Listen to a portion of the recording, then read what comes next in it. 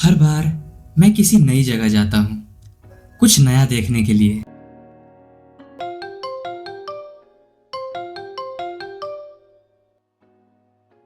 हाँ आयुष। भैया, कहाँ हैं आप? ऊपर आइए ना, आपसे एक सवाल पूछना है। हाँ रुको अभी आता हूँ। ओके।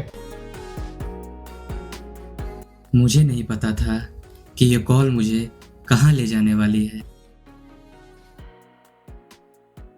अरे भैया, आ गए आप? हाँ आयुष, क्यों बुलाया मुझे ऊपर? भैया एक बात पूछूं? पूछो ना। आप इतने मंदिर घूम चुके हो, इतने जगह दिखा चुके हो, पर ये सिख लोग का क्या सीन है? मतलब मैं कल पटना साहिब गया था, वहाँ एक अलग ही वाइब था। कुछ लोग सिर ढक कर जा रहे थे, कुछ लोग ने बोला ये गुरुद्वारा है। तो ये होता क्या है भैया? सच बताऊं, मैंने भी बस नाम सुना है पर कभी एक्सप्लोर नहीं किया। लेकिन चलो आज चलते हैं।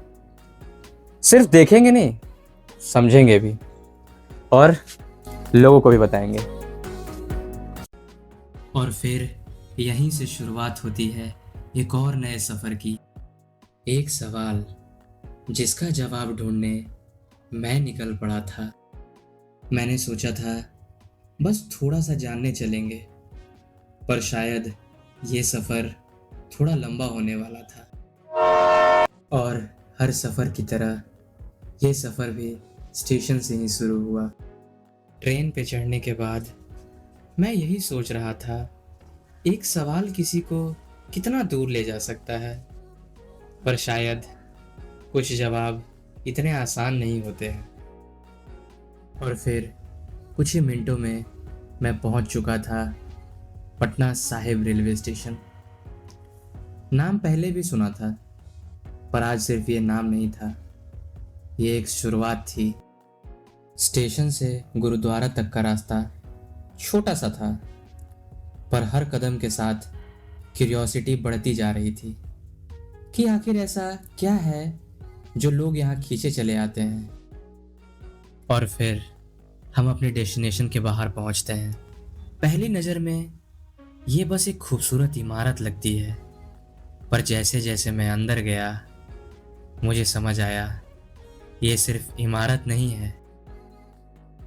जैसे ही आप यहाँ अंदर आते हो, आपको अपना सर ढकना होता है, जूते बाहर रखने होते हैं, क्योंकि यहाँ रूल्स नहीं, यहाँ रिस्पेक्ट है।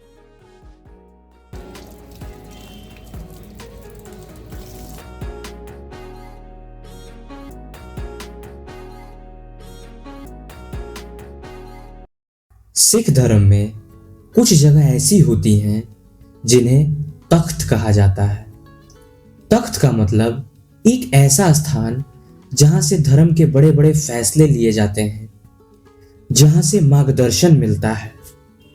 पूरी दुनिया के सिखों के लिए ऐसी सिर्फ 5 तख्त हैं। और पहला तख्त अकाल तख्त, जिन्हें हम गोल्डन टेम्पल अमृतसर के नाम से जानते हैं, और दूसरा ये तख्त श्री हरि मंदिर Patna Sahib.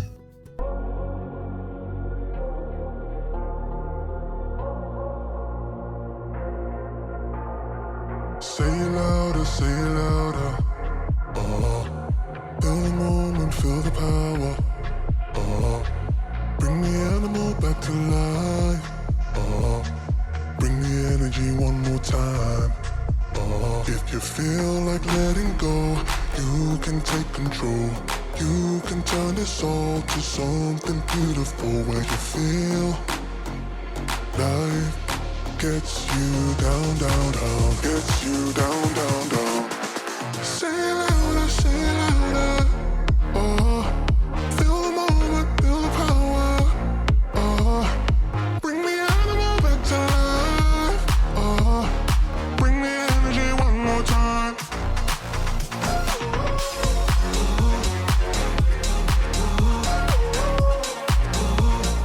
Bring the energy one more time.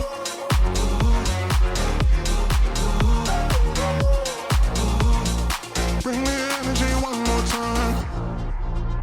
ये जो जगह है ना, ये सिर्फ एक गुरुद्वारा नहीं है, ये एक इतिहास है, एक कहानी है, जिसकी शुरुआत होती है गुरु गोविंद सिंह जी से। कहा जाता है उस समय यहाँ एक राजा रहते थे, राजा फतेह चंद मैनी, और उनकी रानी रानी विशंबरी देवी। उन्होंने गुरु गोविंद सिंह जी के परिवार को यहीं रहने के लिए स्थान दिया था और धीरे धीरे यह जगह बन गई एक पवित्र धाम जहां आज भी लाखों लोग आते हैं। पर बात सिर्फ इतिहास की नहीं है, बात उस एहसास की है जो आज भी यहाँ हर एक इंसान महसूस करता है। ये जगह समय के साथ बदली नहीं, बस और मजबूत हो गई, अपनी आस्था में, अपनी पहचान में। यही वजह है कि इसे सिख धर्म के 5 तख्तों में से गिना जाता है, जहां से पूरी दुनिया के सिखों को मार्गदर्शन मिलता है। मैं गुरुद्वारा की गहराइयों को समझ ही रहा होता हूँ और तभी मैं कुछ ऐसा सुनता हूँ जिसने लिटरली मुझे शॉक कर दिया। एक आदमी बस कैजुअली बोल रहा था कि भाई, ये जो गुरुद्वारा है ना, ये दुनिया का एकमात्र ऐसा गुरुद्वारा है जो 4 अलग अलग धर्मों से घिरा हुआ है। मैंने सोचा और बोला, क्या मतलब? ये जो गुरुद्वारा है ना, ये एक तरफ शिवलिंग से, दूसरी तरफ मस्जिद से और तीसरी तरफ जैन मंदिर से घिरा हुआ है और बीच में ये गुरुद्वारा सिचुएटेड है। मैं सच में 2 सेकंड के लिए पागल हो गया था, क्योंकि आज तक मैंने ऐसा कॉन्सेप्ट कहीं नहीं देखा था। शायद ये सिर्फ एक बिल्डिंग नहीं है, ये एक मैसेज है कि अगर जगह साथ रह सकती है तो हम इंसान क्यों नहीं। फिर मैं गया उस जगह जिसके बारे में सबसे ज्यादा सुना था, लंगर। और जो मैंने देखा वो किसी भी एक्सपेक्टेशन से बड़ा था। सैकड़ों लोग एक साथ बैठे हुए हैं, कोई अमीर नहीं, कोई गरीब नहीं, कोई हिंदू नहीं, कोई मुसलमान नहीं, बस इंसान और खाना। और सबसे खास बात, ये खाना किसी होटल से नहीं आता, यहाँ लोग खुद बनाते हैं, खुद परोसते हैं और सबसे बड़ी बात, खुद साफ भी करते हैं, बिना किसी नाम के, बिना किसी पहचान के। शायद इसे ही कहते हैं असली सेवा।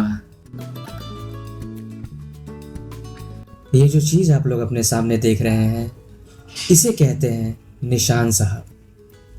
सिख धर्म में इसे शक्ति और संकेत का प्रतीक माना जाता है। ये बहुत ऊंचा होता है ताकि लोग दूर से देख के इसे पहचान जाए कि यहाँ एक गुरुद्वारा स्थित है, और जो भी लोग भूखे होते हैं उन्हें यह संकेत करता है कि आप यहाँ आकर अपना भोजन प्राप्त कर लें। मैं यहाँ जवाब ढूंढने आया था, पर मुझे एक सोच मिल गई। अगर दुनिया में हर जगह ऐसी ही हो जाए तो शायद हमें धर्म समझने की जरूरत ही ना पड़े, क्योंकि जहाँ लोग एक दूसरे के लिए जीते हैं, असल में वहीं भगवान रहते हैं।